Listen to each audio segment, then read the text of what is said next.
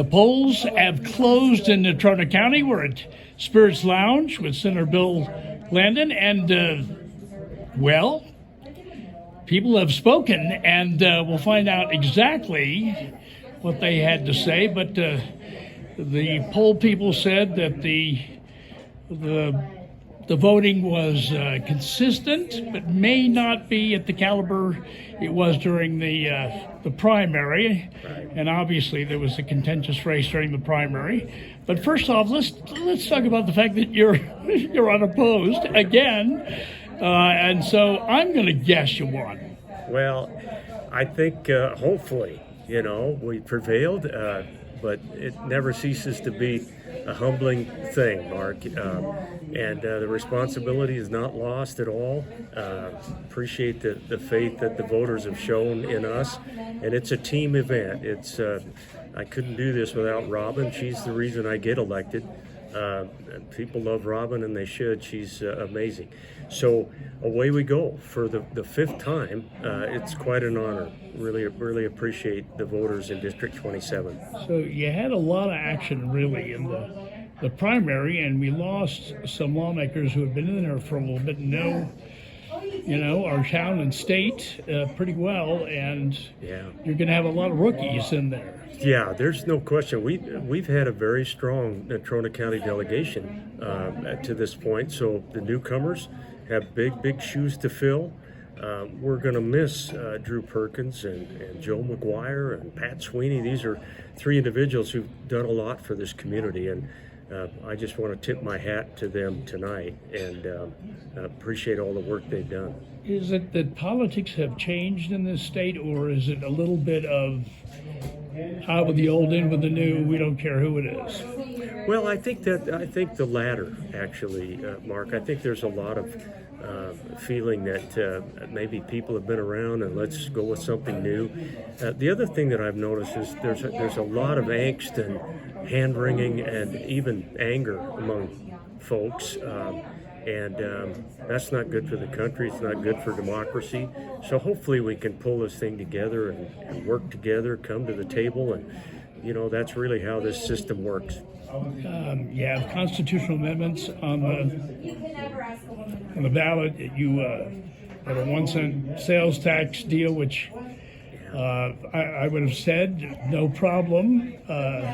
But I have no idea, because there were some words at a city council meeting about using all the money for potholes, so I don't know where people are at on that. But what are some races you think you're looking at?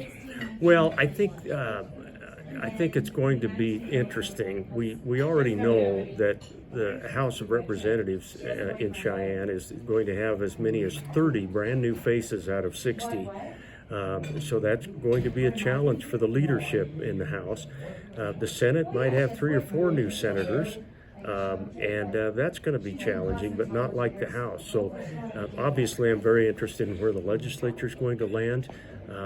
It's quite interesting to see, the 5 elected positions, where those came out. That has potential to affect things. Here locally, it's interesting. I actually served on the first 1 cent lodging tax promotion, the first 1 cent additional tax. Tried to help get that passed, and Casper has never not passed it. So it'll be interesting to see tonight if the voters want to keep that penny in place. What about the bed tax? Where are you on all of that? I think it's been a good thing. It's helped Natrona County to promote itself, and lodging tax is something that we pay all over the country. No matter where we go, we pay as much as an 11% tax on these rooms.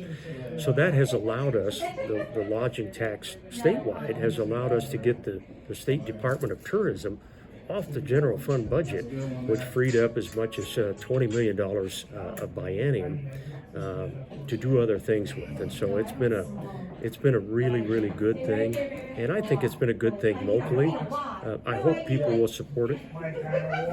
Listen, we're going to give you some words of hope, because we talked about, we've had some rough budget years of late, but in terms of setting up the future, we've got some good things to look forward to. Yeah, we do. You know, we've been fortunate. Oftentimes, it's always been the case that things that may not be good for the rest of the country are usually good for Wyoming. And high gas prices, high oil prices.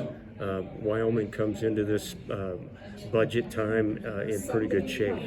What we're going to have to be disciplined, and I hope that we will be so as we look at a $1 billion surplus. We're going to have to do some wise things with that.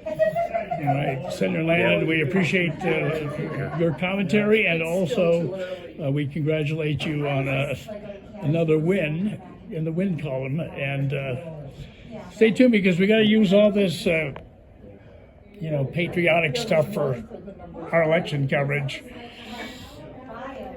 Caster One TV on the job on election night. We appreciate you talking with us. Yeah, absolutely. Thank you, Mark. Appreciate it.